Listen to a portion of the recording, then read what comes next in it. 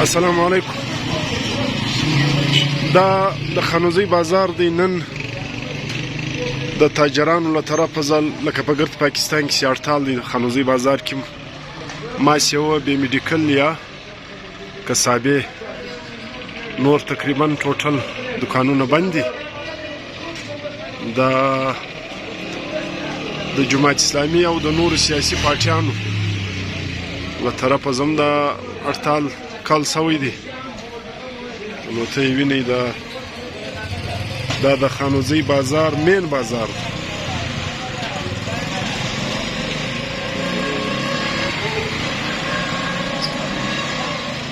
دا دروازې 2 بجې دي. نو یو شی هم نشته.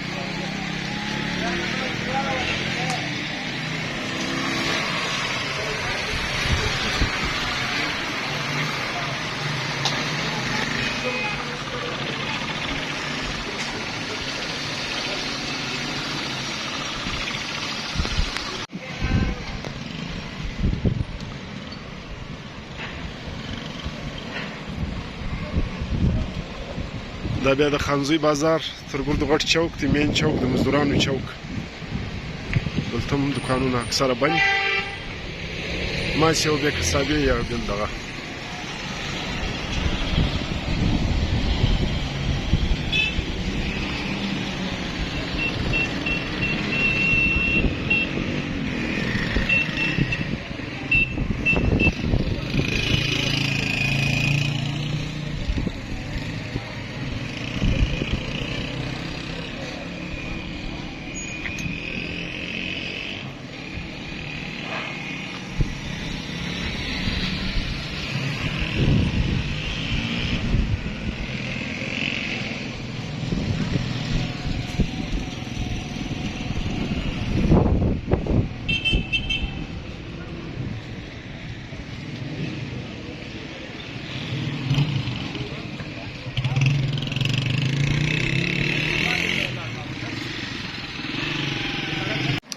ملګرو، دا نن چې کوم لکه په ګرد پاکستان کې د تاجرانو له طرفه او د سیاسي پارټیانو د جماعت اسلامي او د نورو څو پارټیانو له طرفه هړتال و.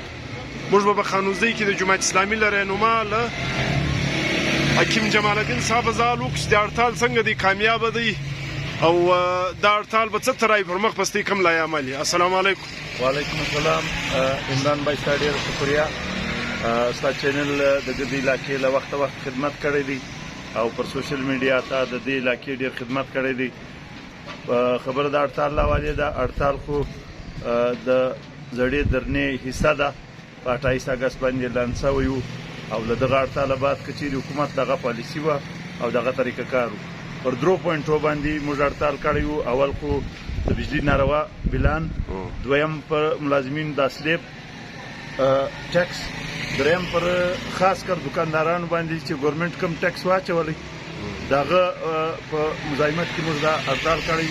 د دغه راروانه لایعمل داسې هم کیدای شي چې دا هړتالونه ډیر شي او ګرد پاکستان موږ جام کو د دې ناروا، د ظلم، د دې ظالمانه بلانو، د دې ټیکسیزو چې پر ګورنمنت پر ملازمینو دي، پر تاجرانو باندې دي، د دغه په خلاف باندې جماعت اسلامي پوره لایعمل لري. او زه خاص کر د خانوزي د دکاندارانو ډیر شکریا ادا کوم چې دوی راغله له موږ سره یکجهتي وکړه او برپوره هړتال یې راسره وکړي. ډیر شکریا. ور ودان ملګرو، دا وینئ دا بیک ګراوند کې دغه د خانوزي مین بازار دی. دا کم بایپاس روډ دی، مین روډ لسې وتلی دی. دا دکانونه ګرد باندې دا دروازې 2 بجې دي. نو د هړتال ماشاءالله کامیاب هړتال. دا بازار ته وینئ، بازار تقریبا ګرد خالی دی، دکانونه اکثریت بند. دا بیا د خانوزي گنج روډ دی. دا تقریبا 3:15 بجې دی، دا مکمل بند دی. دا نن چې کوم هړتال تاجرانو کړی دی د خانوزي بازار د گنج روډ ته یې وینئ، بالکل سنسان.